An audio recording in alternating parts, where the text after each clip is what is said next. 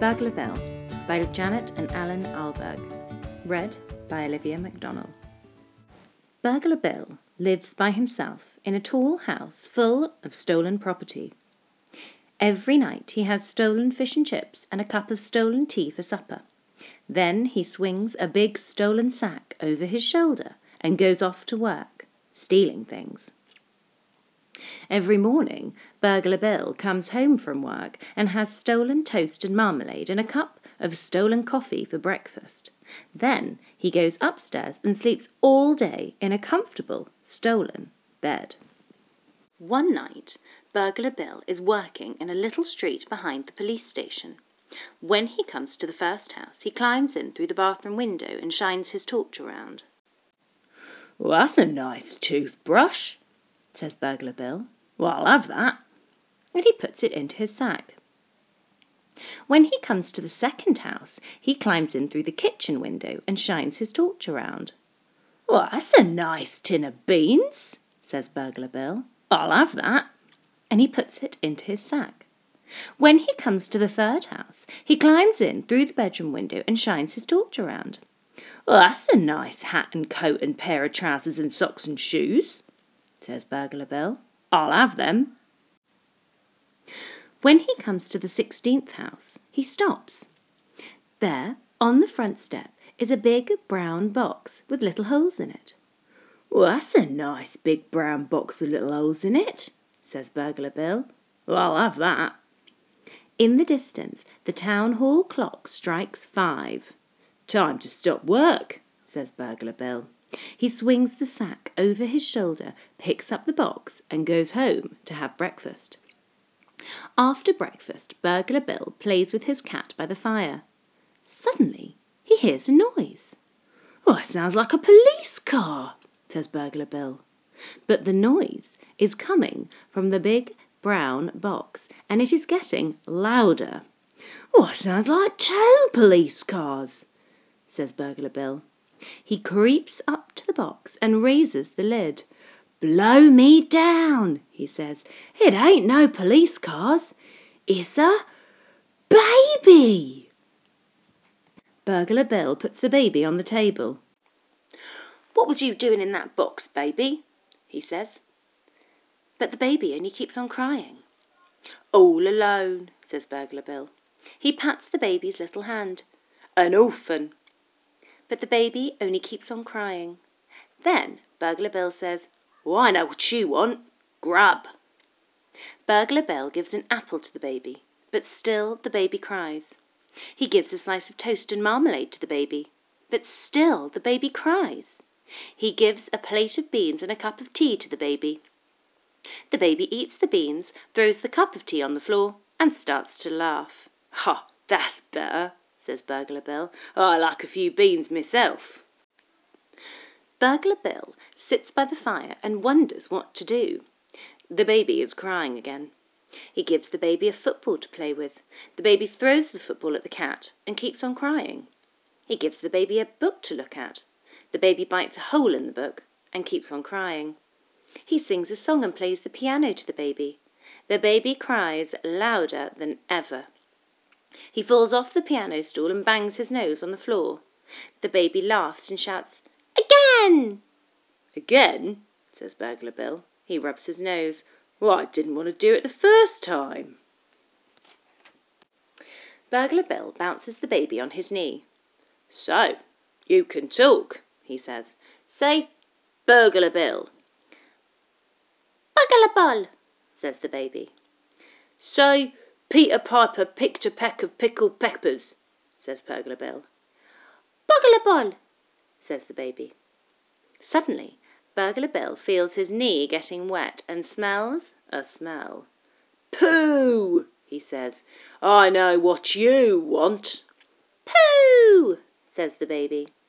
Burglar Bill changes the baby's nappy. He doesn't have another one, so he uses an old bath towel instead. "Say, for he's a jolly good fellow for changing me nappy," says Burglar Bill.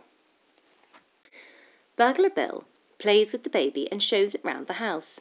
He feeds it again, changes its nappy again, washes its clothes and hangs them on the line in the kitchen. When night comes, he takes the baby for a walk in the park. "Say, 'Run for it,' if you see anybody," says Burglar Bill. "Run for it," says the baby. At 12 o'clock, Burglar Bill comes home, puts the baby to bed and goes to bed himself. Soon he is snoring softly and dreaming of his childhood days. Suddenly, he wakes up. Downstairs, there is a noise. It is a noise that Burglar Bill has heard before, the noise of someone opening a window and climbing carefully in. "Blow me down," says Burglar Bill. "Oh, I'm being burgled." Burglar Bill creeps to the top of the stairs. Down below, a torch is shining and a voice says, "That's a nice umbrella. I'll have that." Burglar Bill creeps down the stairs. The voice says, "That's a nice tin of beans. I'll have that." Burglar Bill creeps along the hall and into the kitchen. The voice says, "Oh, that's a nice date and walnut cake with buttercream filling and icing on the top. I'll have that." Burglar Bill puts on the light. There, with a black mask over her eyes and her hand in the bread bin, stands a lady. "Who are you?" says Burglar Bill. "I'm Burglar Betty," says the lady. "Who are you?" Burglar Bill puts on his own mask. "Oh," says Burglar Betty, "I know you. It's Burglar Bill. I seen your picture in the Police Gazette." Then she says, "Look here, I'm ever so sorry, breaking in like this. If I'd have known—" "Don't mention it," says Burglar Bill. He holds out his hand. "Pleased to meet you." "Likewise, I'm sure," Burglar Betty says. Burglar Bill makes a jug of cocoa and opens a packet of ginger biscuits. The two burglars sit round the kitchen table. "You married, Bill?" says Burglar Betty. "Nah," says Burglar Bill. "The right woman never came along." He offers the biscuits to Burglar Betty. She takes one and dips it in her cocoa. "Only, I just wondered," she says, "seeing these baby things." "Oh, I got a baby," says Burglar Bill. "Found it on a doorstep in a box." "In a box?" says Burglar Betty. "That's right," says Burglar Bill. "A big box, a big brown box with little holes in it." "A big brown box with little holes in it?" says Burglar Betty. "That's right," says Burglar Bill. "Well, blow me down," says Burglar Betty. "That baby's mine." The two burglars hurried upstairs to the baby's room. "That's him," says Burglar Betty. She swings the baby into the air. "You see, he's got this little birthmark on his leg. And these are his own little clothes as well, what his grandma knit him." Back in the kitchen, Burglar Bill makes a fresh jug of cocoa and opens a packet of arrowroot biscuits. Meanwhile, Burglar Betty tells him how she lost the baby. "You see, I just left him on the doorstep for a minute while I was burgling the house, and when I come out, he was gone.